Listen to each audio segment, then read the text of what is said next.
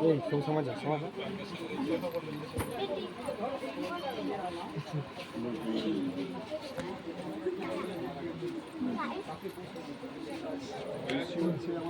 চারজন,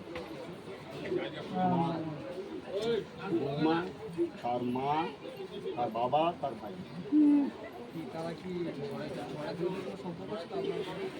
অবৈধ সন্তান এখনো সম্পর্ক আছে এবং সম্পর্ক চলছিল।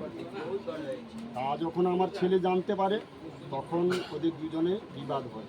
মাত্রই 15 দিনের মধ্যে ওই ছেলেটাকে ওষুধ খাইয়ে, ওই পুটলাটা খাইয়ে ওকে পাগল করে ওই ঘরের ভিতর গলায় দড়ি টেনে মেরে দিয়েছে। আমি উপযুক্ত শাস্তি চাইছি ওনার। আমার ছেলের যেরকম মৃত্যু হয়েছে ওনার যেন মৃত্যু হয়, এবং এর জন্য আমাদের রামনগর থানার যিনারা আছেন তারা আমাদের সঙ্গে সহযোগিতা করছেন, তাদের অশেষ ধন্যবাদ। এবং পঞ্চায়েতের সকলে যিনারা আছেন তারাও সম্পর্ক আমাদের সঙ্গে চালিয়েছে, তাদেরও অশেষ ধন্যবাদ।